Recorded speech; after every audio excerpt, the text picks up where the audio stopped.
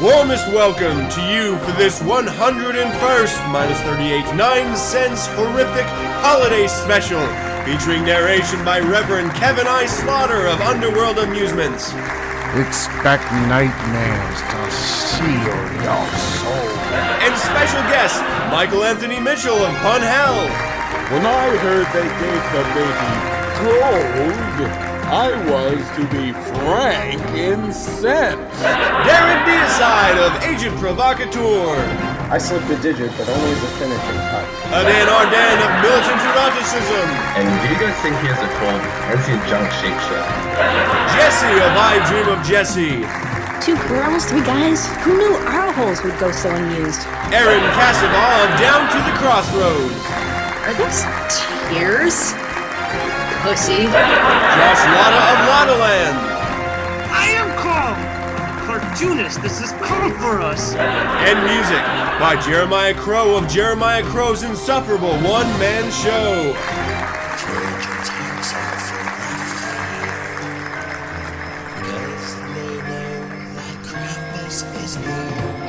One hell of a Christmas with music from their recently remastered album, Horrific Holiday Music for the Jaded Masses, Volume 1.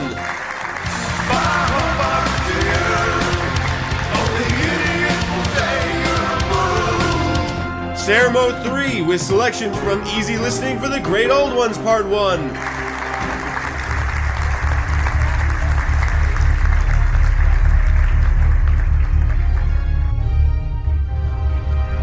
And your host, Reverend Adam. If Jesus knew he was coming, he would have jumped off the cross and lived a full life out of protest, P. Campbell.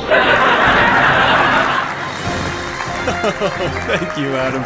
I really appreciate it. And everyone, thank you so much for joining us. I am absolutely pleased to be here, bringing this new 9sense horrific holiday special to you. It is a special year. Certainly, this time of year is special. So how about we just start the show proper? Without further ado, ladies and gentlemen, Reverend Kevin I. Slaughter.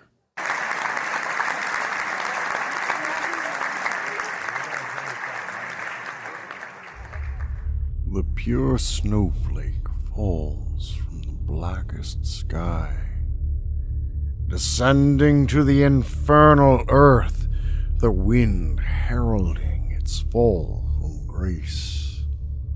Children have been beaten mercilessly by Krampus, and there is rumor that he has been sighted near you.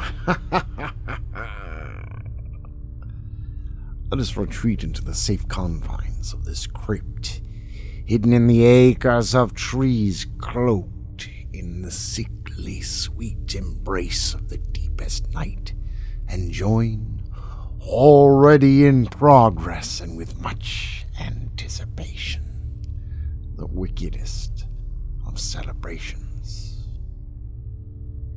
Its beginning just 3 years ago is still shrouded in mystery, created by those whose names must not be spoken, the blackest hearts indulging in the blackest... Oh, come on. Who wrote this? Welcome to the 9sense horrific holiday special with an extra dollop of pretentiousness, apparently.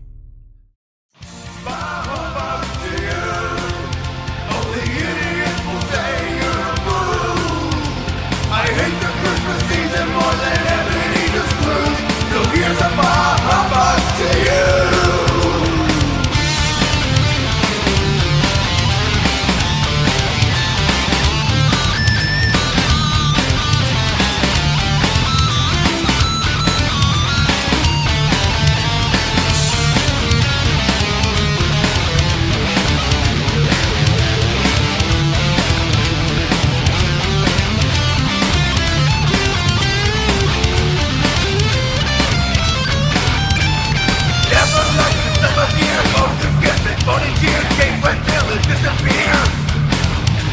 Welcome to December 1st, where the roses towards the curse, patience is about to burn.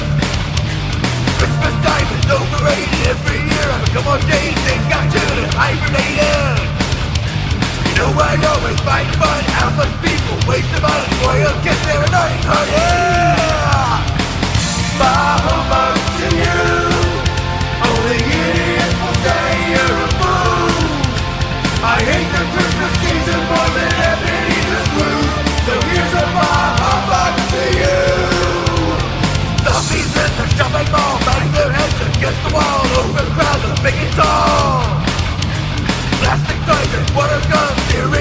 Filling us, counting sheep is lots of fun. If you're on the business end, charge them till they're not spent. Credit them for the love of trade. Vicious cycle carries on from now until the world is gone. Time to escape the spectacle. Humbug to you. Only idiots will say you're a fool. I hate the Christmas season more than Ebenezer Scrooge. So here's a humbug to you.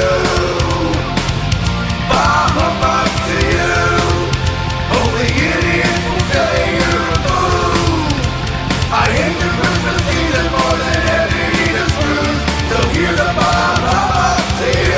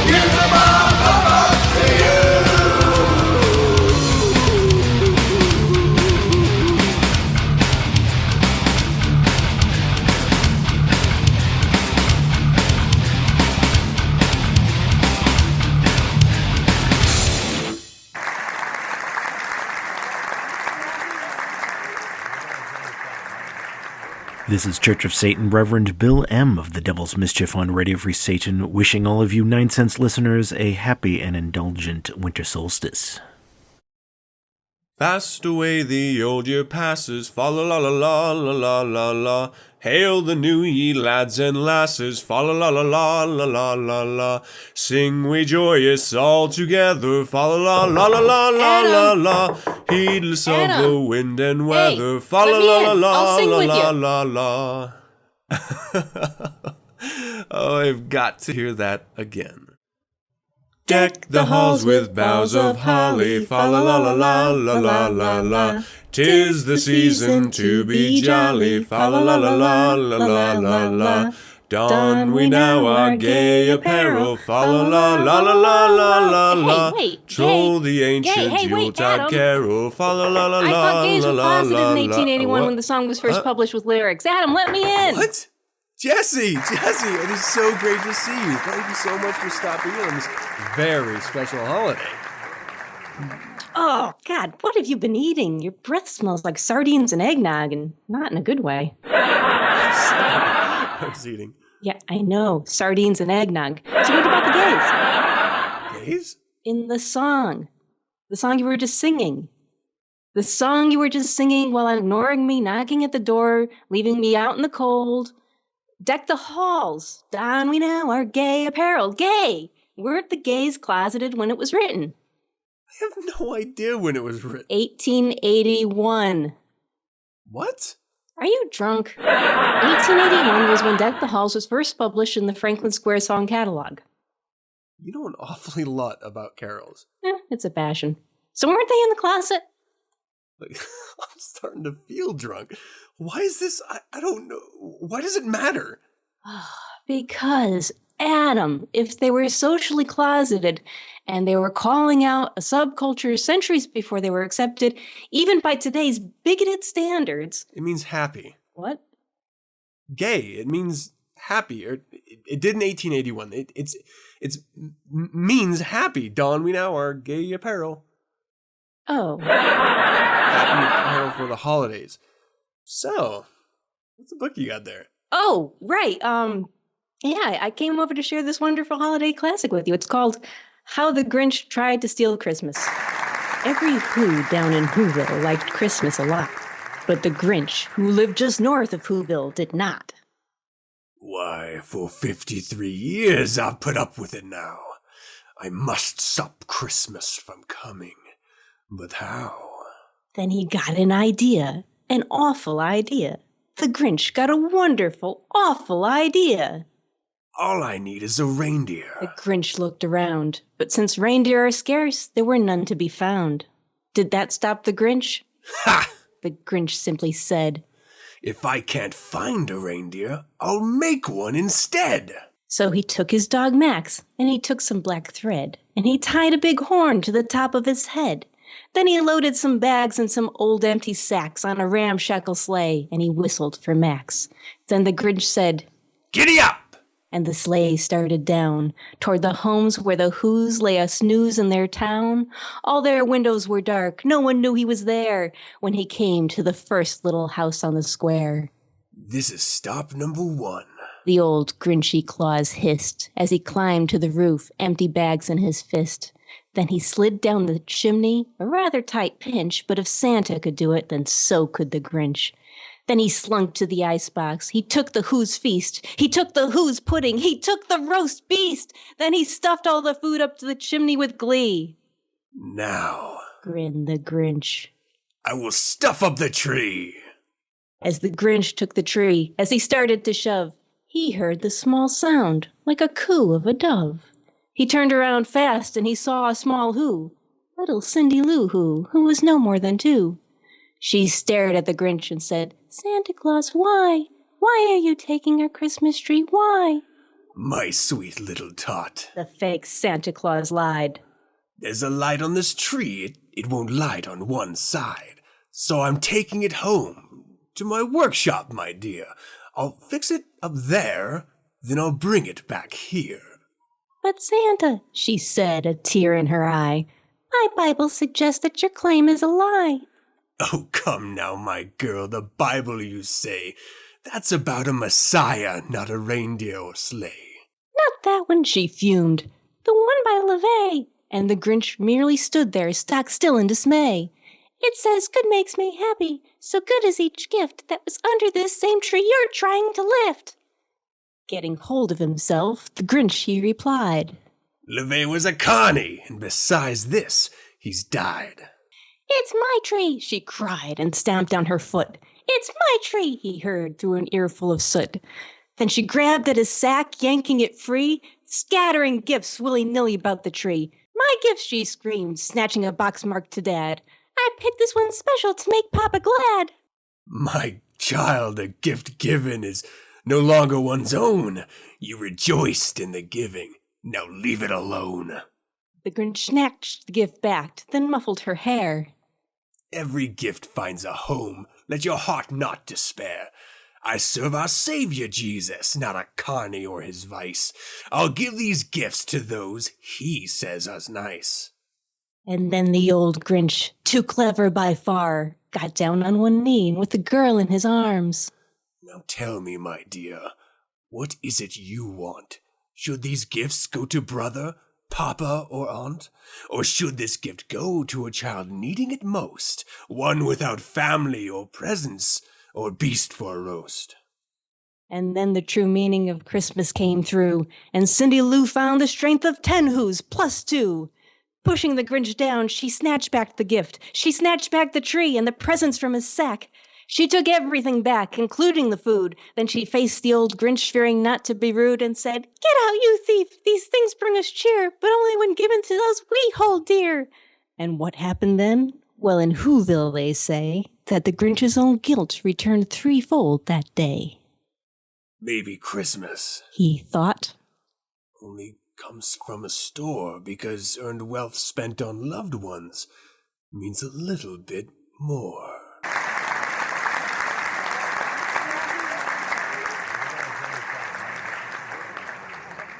This is the Reverend Raul Antony from RadioFreeSatan.com and the Chaos Sedated podcast, wishing you a festive Yuletide and a prosperous 2014.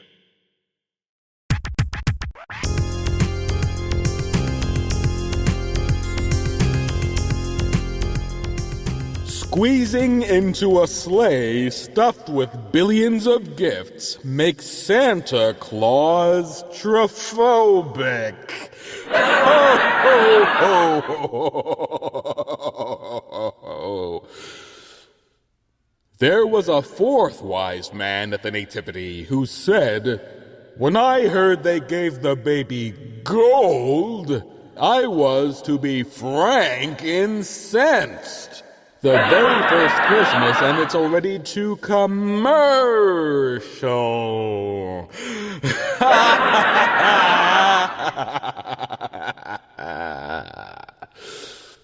A supervisor at a holiday decorations factory asked a worker, "Is that supposed to be a finished plastic icicle?" The worker said, "No, it's just a testicle."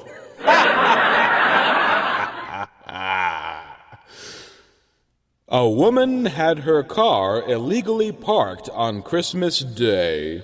When a tow truck arrived, she tried to charm her way out of it. But the driver warned her, "Even if you try to bribe us with a kiss, please understand, Miss will tow."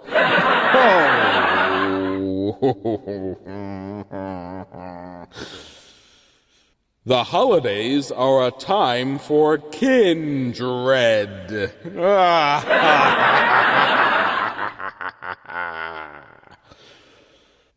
One Christmas Eve, a woman on an airplane was trying to console the man sitting next to her.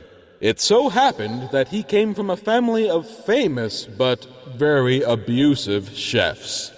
When she asked why in the world he was visiting, he sobbed, "I only go home for the hollandaise."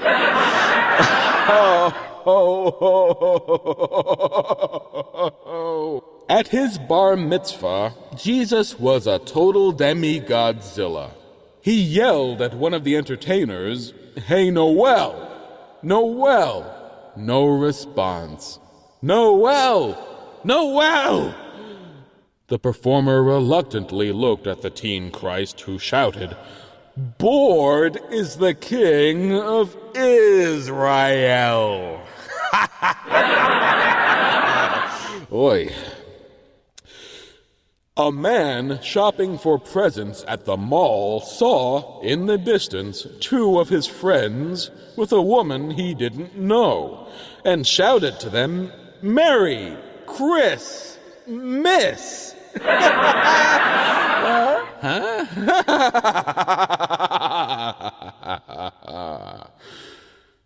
Holiday seasons hurt the most when they hit those family Yules.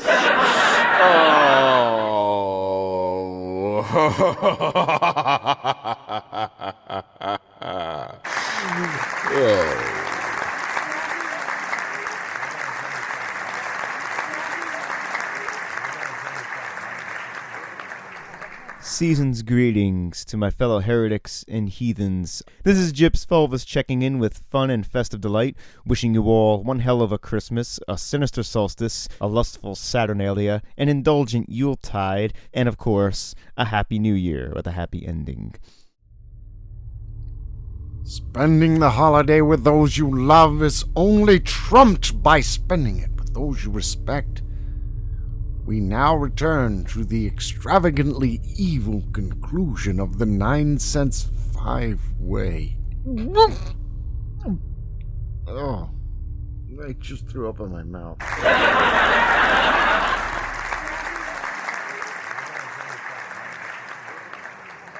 So that happened. That was... Who said Darren could play the whole time? Jinx look like they're always at the end. I've never felt bobbing my guitar like that. Whose shirt is this? That's mine. I think I may be bleeding.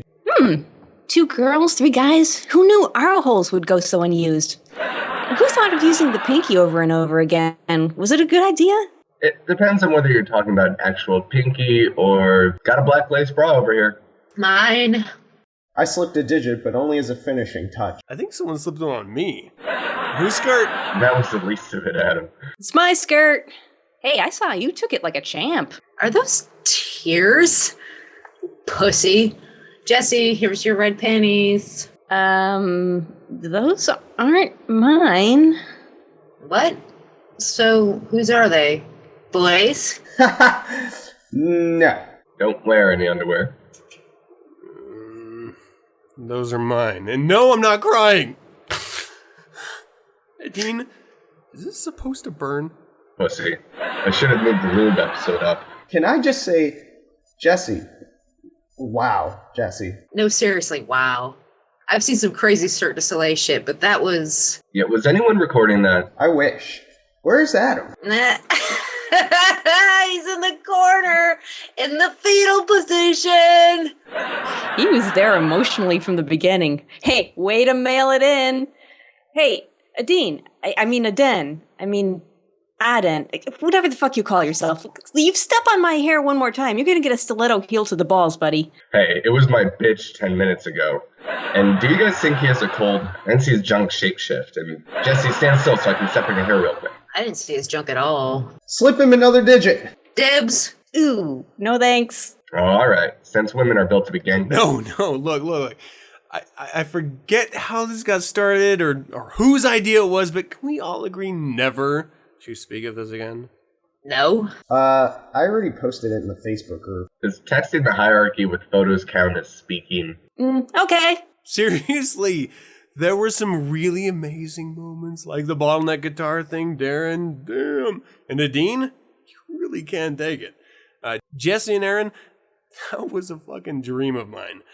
You did not disappoint, though the Deuce request did catch me off guard. It was the sex fart that caught me off guard. I heard that. It sounded juicy. Must have been Aden. Well, excuse me, Darren. You can't always control it. Hey, the smell passed, and I was otherwise focused on the girls. We were pretty good. Yeah, and Aden thought he would win the scissor contest. It doesn't count when you're 10 feet in the air. Seriously, guys, I don't want this affecting the podcast. I want things to stay normal. There was nothing normal about your brown eye. Why did you insist everyone see it? Yeah, you should really go get that checked out. It wasn't so bad. Please, can we agree to never speak of this again? You mean besides this recording? Aaron, what was Josh doing in the room just now? I mean, he didn't sketch this for an avatar, did he? That was your worst idea ever. What does this have to do with the holidays, anyway? Happy holidays! Fuck's sake.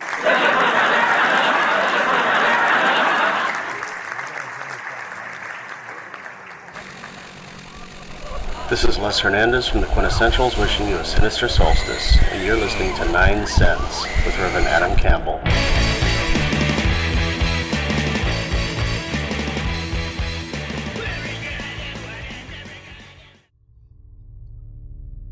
We haven't lost our supper.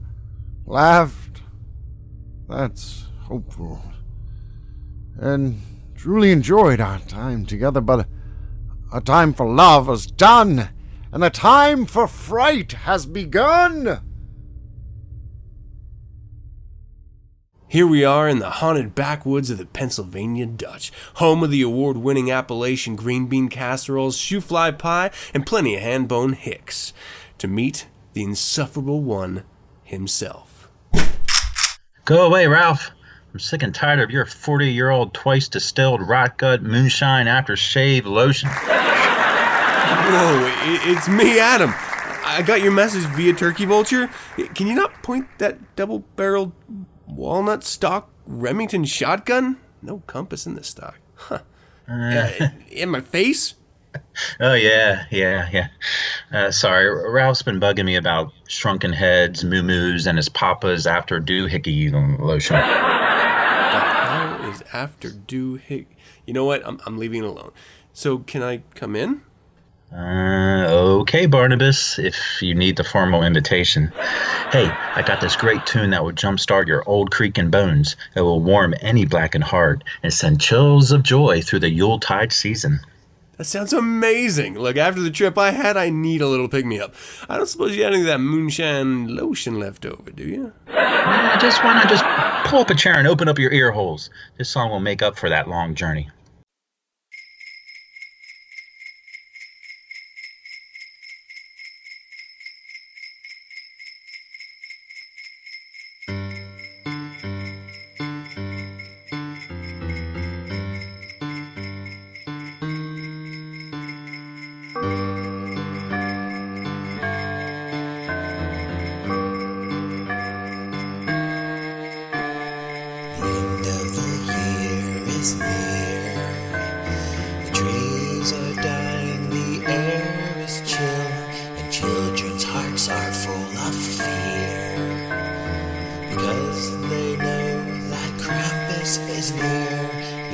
pulls at their hair, laughs at their tears, stuffing children in his bag. The muffled cries give him much joy as he disappears into the night.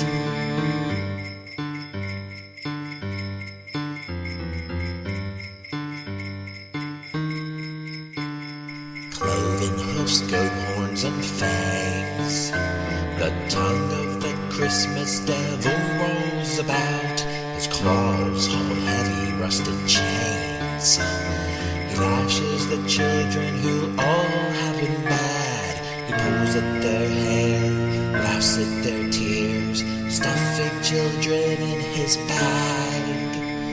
The muffled cries give him much joy as he disappears into the night. La, la, la.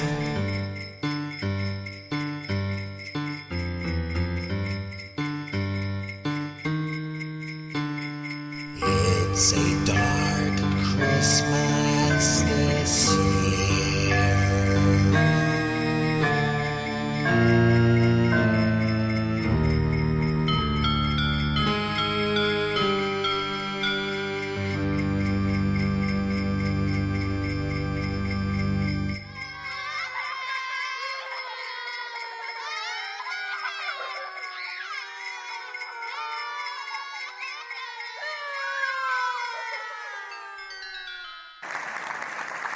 Whoa, I mean, wow. That was fucking amazing. Though not as pick-me-up as expected. I think this is going to be a holiday staple tune in my family for generations to come. Thank you so much for sharing it. And hey, I would actually love to hear that again with a little moonshine in my mason jar. Fine, one more time. Just don't make me late for the winter sheep frolic. Right, okay. Hey, are you ever releasing that on an album? For starters, I'll be releasing it on my Jeremiah Crow's Insufferable one-man show Facebook page on December 23rd, if you dare. Fantastic. I'll post the link in the show notes. Thank you again. I'm afraid I'm going to have to run. I've actually heard about your Appalachian skunk ape. Already comes out this time of night. I want to kind of avoid that if I can.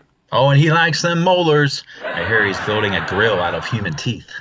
Holy shit.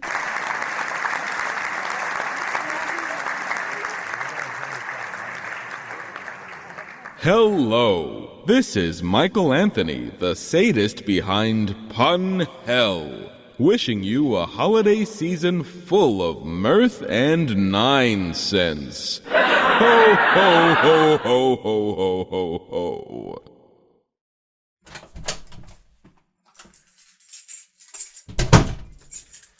Josh, what?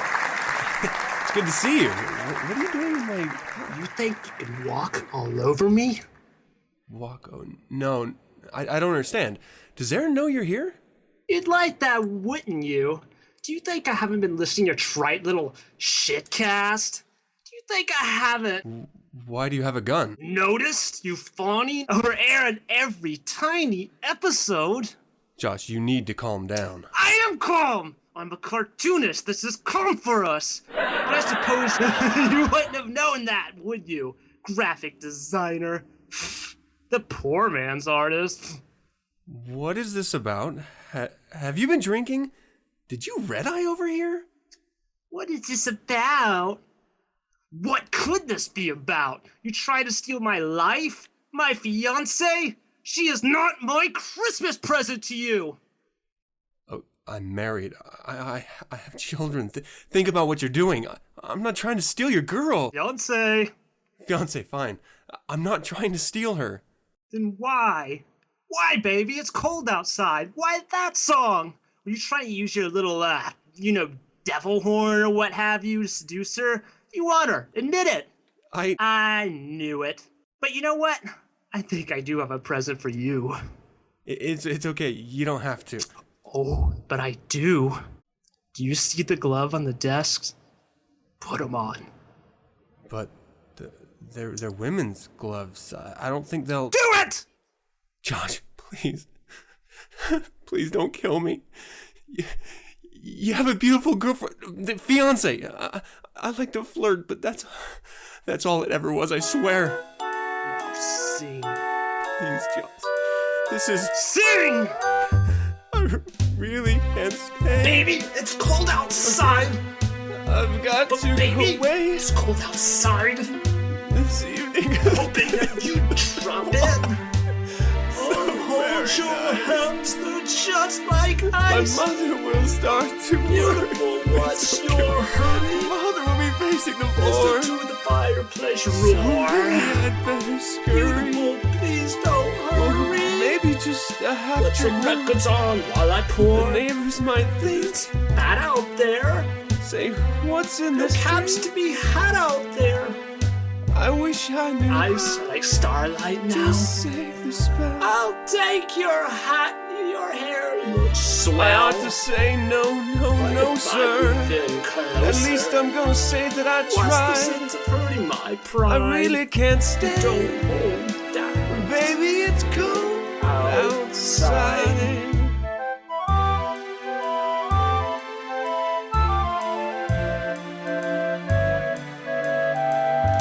I simply must go. It's cold outside. The answer is baby, it's cold outside. The welcome is how lucky that you dropped so in. Nice and warm. Look at the window at the store. My sister will be suspicious. Gosh, your lips look delicious. My brother will be there at the door. Wave upon a tropical shore. My maiden aunt's mind. Gosh, your lips are delicious. Maybe just a cigarette more. Never such a bizarre form. I've got to go home. Please out there. So lend me a comb. It's up to your knees out there. You've really been grand. Touch my hand. But don't you see? How can you do this to me? There's bound to be talk tomorrow. At least there's gonna be plenty implied. Pneumonia then die. I really can't stay. Hold out. Baby, it's cold out. Baby, it's cold outside.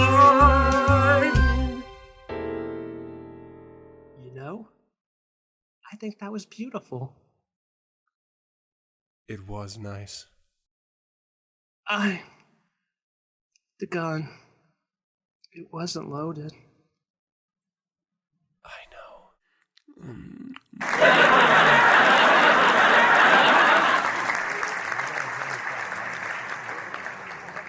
Greetings, everyone. This is Witch Marilyn Mansfield. And this is Warlock Zaltha Mogg.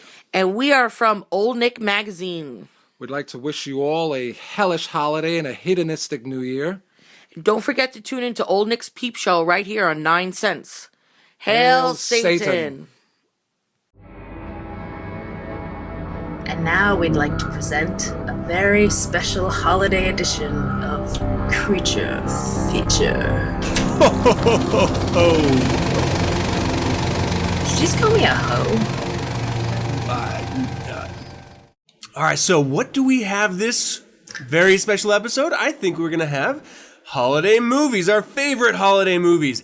And who better to join me than 9sense's own Erin from Down to the Crossroads. How are you, my dear? Woo! I am so excited. I love your woo. Woo!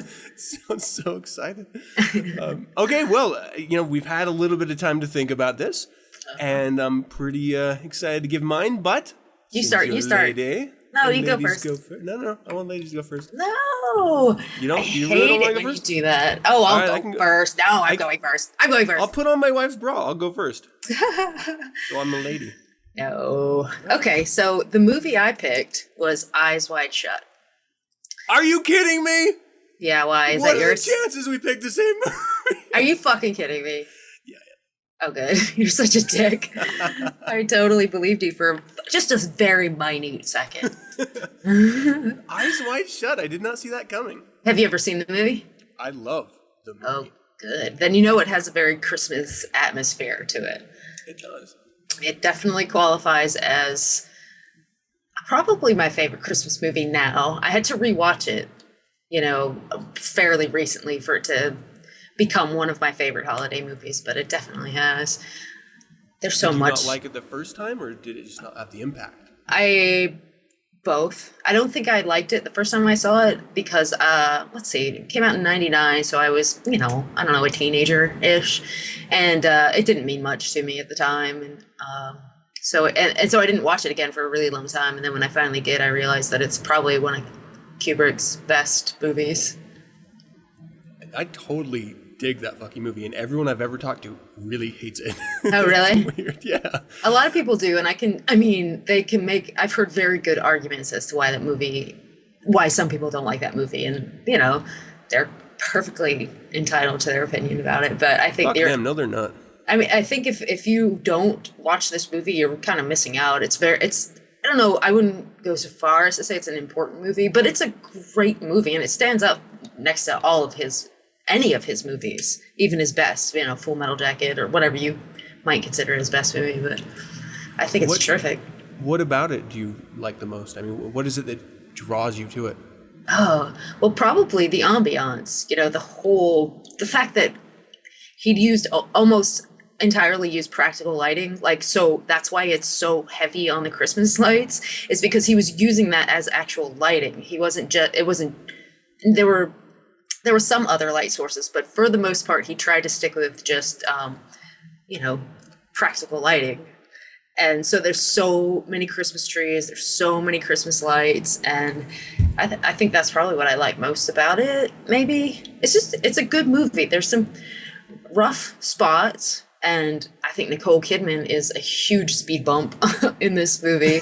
I think she is a beautiful woman, but she is just not good at acting. And it's clear that she has never smoked pot in her life. And I think that may be what bothers me the most about this movie is her doing that whole scene where she was, smoking weed and then divulging these deep, dark secrets of hers and and being really confrontational and mean and hostile. It was have you ever smoked weed? And that is not how people act for the most part. But I mean, that can't entirely be her fault either. She, the director let her do that and then, put it in the final edit. So he must have signed off on that. But anyway.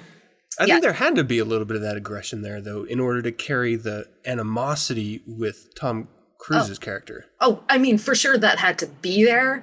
But the fact that they were smoking weed right before that, and that's what sort of precipitated this conversation and then the argument that followed. Are you telling me marijuana is not a truth serum? It's definitely not it's not PCP. She acted like she was smoking PCP. She was all just oh, really? Well, guess what? I like to fuck naval officers. And she starts saying the word fuck. And it's just I've never heard, coming from Nicole Kidman's lips, it is just it's even more profane than people. I mean, I love the word fuck. I say it all the time. But when it comes out of her mouth, it's just this awful mess, just so.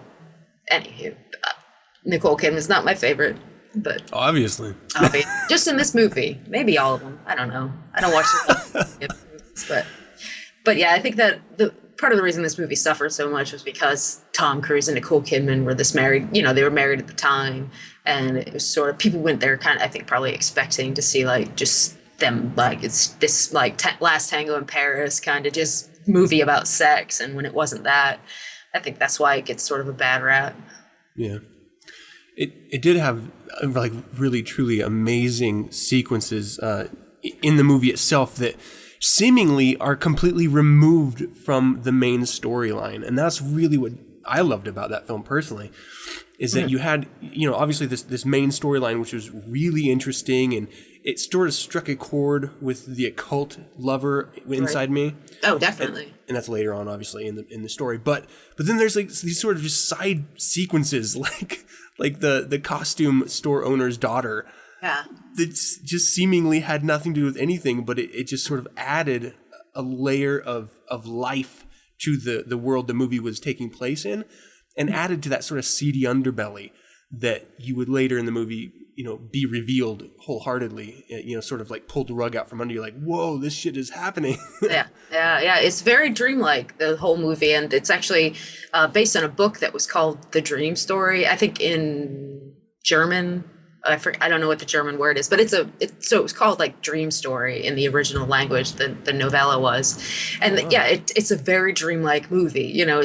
it's sort of, you move through it. And I might disagree that those offshoot stories aren't integral. I get what you're saying. They do seem out of place, but I think it's all sort of moving toward that final sort of crescendo at the end, where you're just like, but in fact, it doesn't really end on a crescendo. Now that I think about it, it sort of ends, just sort of peters out, and they both kind of agree to forget sort of the last 24 hours or so, just move on, and which is fine. It's a satisfying ending. And, people sometimes say that, like, oh, this was, because this is Kubrick's last movie. And of course, the thing is, he died like 4 days after giving the final cut to Warner Brothers. So he died almost immediately after this, definitely.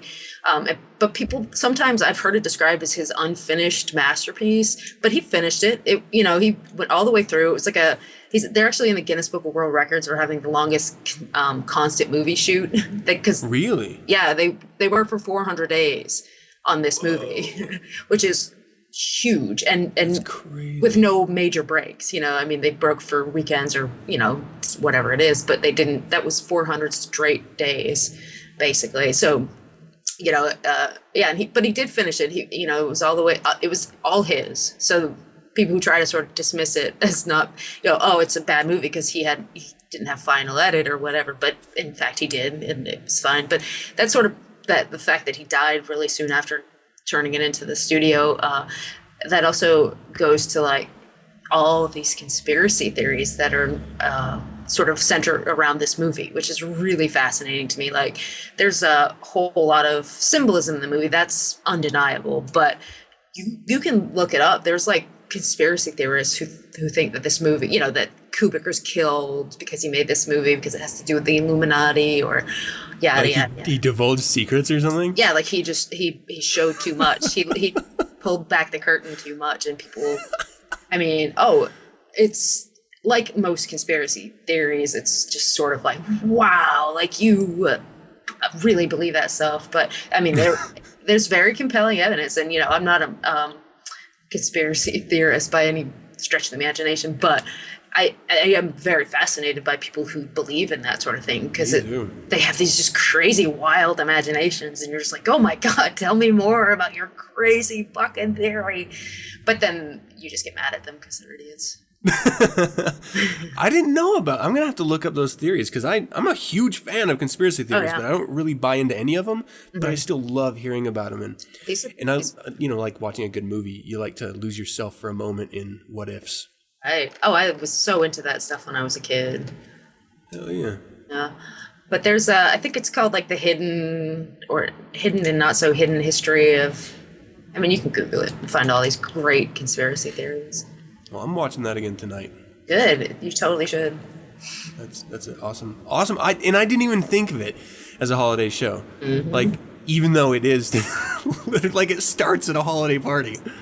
It's all Christmas, and it takes place. You know what's crazy though, and one of the things that I was talking about, one of the reasons I like it so much is the ambiance and the feel of it. But it's funny because I'm enamored of New York City. I have been since I was like 5 years old, just in love with that city for some crazy reason. But so watching the movie, it takes place at Christmas in New York. There's nothing more fantastic, to a girl like me who just grew up loving this city, and seeing it in the movie so lovingly and gorgeously rendered, and then to read that it was all filmed on a set in London, and it was sort of like a betrayal. I was like, but I was so in love. It didn't, none of it was shot on on location in New York City. It was all shot on a set in London, and that was heartbreaking to find out. Bummer. I didn't know. Yeah, it's all I didn't really think about it either, but total ruse. Damn it. I know. Well, that's cool. But I don't think I saw one Santa Claus in there. No, there's no Santa that I recall. That's a good point. But I like to think of the movie as sort of the anti-Christmas movie, because it sort of flies in the face of all the other Christmas movies that have this really sort of vague morality to them that is totally unrealistic, and totally crazy. Like, just, Christmas is the time where we forgive all debts and no one has to pay back the money they owe, and everyone gets free shit, and life is great and Merry Christmas. And this movie is more like everything is kind of terrible. The best we can do is come to some awful compromise, like in the middle of Macy's, or FAO Schwartz, just this horrible married couple who just agree to sort of live this misery together. It's so romantic. The way you put It's romantic. It has really fantastic music. I love the entire film score. I mean, really great ritual music too. I mean, but also just, if you're just sitting around after dinner with a glass of wine with the wife and you want to dance, that's a great soundtrack to put in. It's really cool. Yeah, that music that plays during the like sex magic ritual. Yeah. It's like the woman who did the music. It's original music, but it's a sort of like Orthodox, like a Romanian Orthodox liturgy that's played backwards. Oh wow. And that's what creates that crazy sort of chanting, which was just so cool. It was so good. It was so good. And there's, I mean, just like you were saying, that city life. Yeah. That I'd say the first half of the movie you sort of get lost in. I think I really love that show because I resonate a lot with the Tom Cruise character when he's in that moment of sort of divulging this or solving this mystery and then sort of losing his morality in the process. Yeah. Like I connect a little too much with that idea, and I find myself really seeing myself in that position at times, certainly when I was younger. Yeah. And maybe that's why I dig that show so much, but god damn, I gotta watch that again. That was a really good fucking show too. Yeah, it's good. Fuck, mine's gonna suck in comparison. Hey, so what's your sucky movie, Adam? Okay, well, you guys may have guessed by now, but it's Rocky Horror Picture Show. Oh. I'm just kidding. That would have been so Christmassy. No, mine is actually more traditional holiday, like, Christmassy holiday, and it's actually really cheesy, but I have some solid reasons behind it, because I see the movie differently than I think the majority of people who watch it do, or at least the way you're told you should see it. So mine is the 1947 version of Miracle on 34th Street. So this is a annual thing of mine. I love this show. Probably not for the reasons that the majority of people love it, but I see a lot of parallels with the way I see the world in it. So obviously on its face, the first thing I connect with is the idea of anti-commercialism, and though the movie does it through a commercial expression and it's really just for the bigger buck, I just like the idea of not doing things for a commercial reason and doing it for your own reasons. Obviously, the movie takes it in a much more moral direction, but for me, I just latch onto that thought. But then there's this really fantastic underlayer. Okay, so for anyone who hasn't seen Miracle on 34th Street, it is essentially a Santa Claus movie. So it's this very atheistic, practical, common sense headed woman who runs Macy's marketing department and sets up the parade, and then this Santa Claus comes in and she hires him, and I'm not going to go into the whole big fucking story, but basically it's her and her daughter living this very practical way and sort of getting mixed in with the fantasy of the holiday and with Santa and all of that. So it's a family show. If you like those holiday family shows, go see it. This is why I liked it, because there's this underlying compare and contrast of the hard atheist versus the way I see an atheist or a Satanist. I really like this because, and this is personified, in my opinion, primarily between the mother, which is sort of the child, the little girl is kind of the heroine of this story, but the mother and then the mother's neighbor who's trying to get with the mom. They're sort of the contrasting personalities in this, where the neighbor who's trying to get with the mom, this man, really dapper gent, is trying to win his way into the woman's panties through her daughter, being nice to the kid and showing the kid a good time and, trying to be the good, neighborly man. That's disgusting. Well, you make it sound disgusting when you say stuff like that. But, he's trying to be nice to the kid so that the mom likes him for it. But he sees the world very much as this, maybe not serious, but full of fantasy. And rather than looking at life through a hard reality lens, he takes it as in, well, maybe we don't understand everything. Maybe we can have fun with what we don't know as absolute facts. And that's the way I think a lot of Satanists, or at least I, as an atheist, see the world, in that I know that there are hard scientific facts that back up ideas that sort of ground reality for mankind. But there's also a lot of things that are unknown, and those unknowns spark interesting ideas and possibilities, and that's fun to me. I love that. And so this idea in the story, to center it around that, of is there a Santa Claus, is a fun idea. And the idea of fairy tales and thinking that there is a Jack and the Beanstalk, and these ideas that as children we took as truths, like, well, this did happen. There's a fucking Santa, and that's just the way it is. Like, he comes in my house. How can you not believe that? It's true. And then as adults, we sort of lose that magic side of it. Well, this man is trying to keep that magic alive. And as a Satanist, I live my life trying to keep magic alive. I mean, I obviously exercise as Satanists see magic, but the unknowns, what I was talking about before, I keep that as magic in my mind.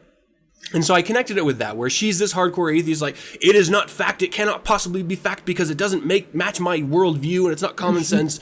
And this is also one of the hard reasons why I really don't like atheists, because traditionally atheists don't give in to possibility. They pretend like they have this absolutist view of the universe when there's so much we don't fucking know about anything. And so I love the show for that, the fantasy, the drama in life, and not knowing everything.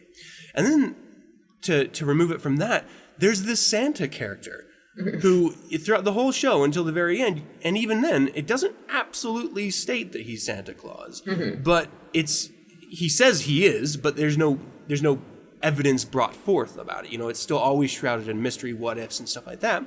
But this is not like the cheery, lovey-dovey, eating your cookies Santa Claus. I mean, this dude's not afraid to step up and speak his mind. Like, he's witty, he's fast on his feet, as in thinking of replies and attacking you, and he's not afraid of hitting someone in the fucking head with a cane. This is a Santa who steps to it, and I love that, because there's no other Santa out there. They're always sort of lovey and kind, and here's your candy cane and good little girls and boys. But no, this guy's like, he just walks up to the fucking Santa on the parade at the very beginning. He's like, whoa, you're doing that all wrong. Let me show you how to crack this whip. And he's like, you're drunk. What is wrong with you? You can't. This is an outrage. Where's the manager of this? And he just corrects people when they're wrong. He doesn't worry about what's polite in these certain circumstances. He just wants to get the truth out there as he sees it.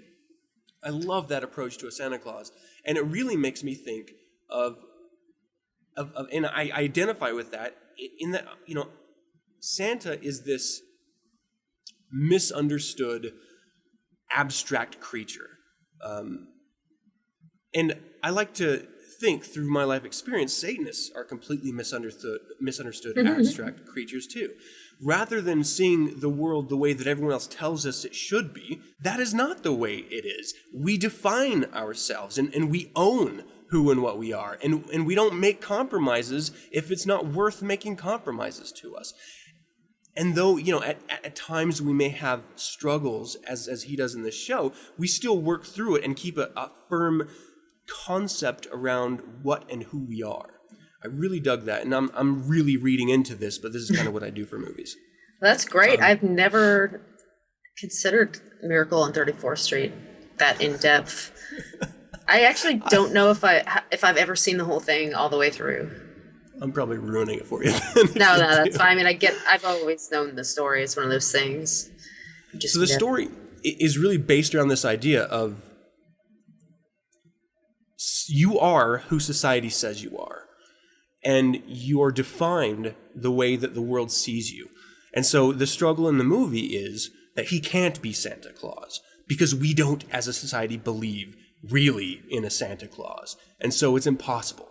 But then this underlying statement going through, which is vindicated at the end, is that he is Santa Claus because that's the way he lives his life. Oh, Whether you see Santa Claus as this mythical creature from a world away doesn't matter, but he defines himself as Santa Claus, and so he is. He embodies what is Santa Claus. And so I'm so on board with this movie now. I am. That's how I see it with Satanism, is that people tell us, you cannot be this way. You're supposed to fall in line with the rest of the sheep. You're supposed to fall in line with the rest of the flock. And we stand up and say, no, you can't define who and what I am. I am absolutely different. And in the movie, they actually fucking commit him for being different. But all of society is on every level of society is telling us that we cannot be individuals. We have to be herd-like. That is what human beings are. And we are literally the aliens from the North Pole saying, no, we are fucking original and we are different, for good or bad, but we don't apologize for it. And I'm not going to fucking conform to who and what you are because that's a lie. That's not who I am. I really love that about this show. That is something else. I've never considered it that way. I'm impressed, Adam. You're probably not going to be able to see it once you see it. I have no interest he lied whatsoever. the whole fucking time. I actually never want to see that movie, but... And I like it because, Santa Claus is sort of this alien figure. He's not of us. He's not quite human because he sort of lives outside of our reality. And he doesn't care about parents. He cares about the kids, and not in a weird, creepy pedophile way. Right. But because kids are, and this is where it really ties in with the satanic idea of children to me, is that kids are potential. Kids are the possibility of being better than their parents. Whether they are or not is wholly different. I believe the children are our future. If you ask me. That's my personal... Teach them well! Let them bleed away. But, that's sort of how we see it, is that we give children opportunities and maybe even at times the benefit of the doubt. Ugh. Parents... Adults, hey, they had their chance. They fucked up. They don't matter. And Santa doesn't even care about the parents. He's all about giving the kids magic in their lives. And I dig that because that's what I do for my kids. I give them magic. And every chance I have the opportunity to anyway. And then obviously there's just the style of the movie. Now this was set in 1947, and so it's steeped in the 1940s wonderful just way of existence at the time, where men dressed like men, and you had suit coats, and you had ties, and women dressed like women. They had their hair up, and they're all done up in fucking high heels and dresses, and everyone was, even if they were ugly, they were beautiful because they were smartly dressed, and they had this sense of generic respect that is sort of personified through manners, which I'm not sure exists like it did nowadays. I should say not. So anyway, that was my movie, and that's why I love that movie. Very nice. I like that. I'm sold. I am the biggest fan of that movie. I've never seen all the way through. But tonight you should try to watch that, and I'll try to watch yours. Yeah, I'm really not interested. All right, well that's going to conclude it for this Creature Feature, this very special holiday edition of Creature Feature. Aaron, thank you so much for joining me. I know it's hard to get time on the holidays, but I really appreciate you spending time. It was my pleasure. Awesome. Well, until next time, until next month with another Down to the Crossroads, hail Satan. Hail Santa! Or Santa. Damn it, I'm the Scrooge. Hello, this is Warlock Storm, artist and co-owner of Art on You Studios. No matter how you celebrate this time of year, do it responsibly, and may it be filled with creativity, prosperity, great indulgences, and may it be very ghoul. Happy Xmas! And there you have it. Time you will never get back, stolen from your brain holes, lost to eternity. As Satan reclines in his unholy throne in the deepest circle of hell, so too you may now descend into your bed and drift off into oblivion. But before you do, heed my warning.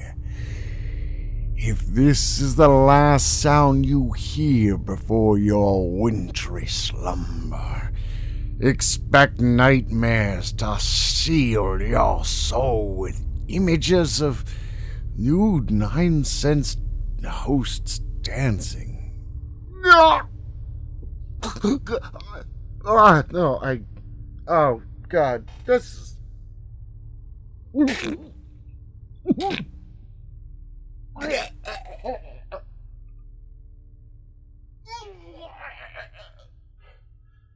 Oh, God. I can't. This is awful.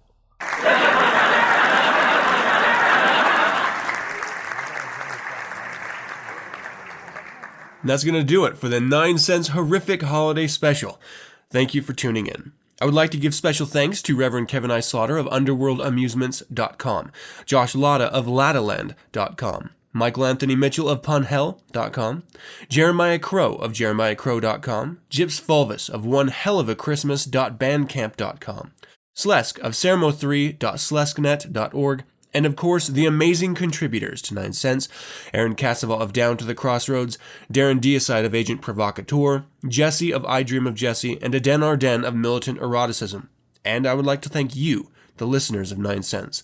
Without your constant support and communication, 9 Cents would never have been so successful this year. It means a lot to me.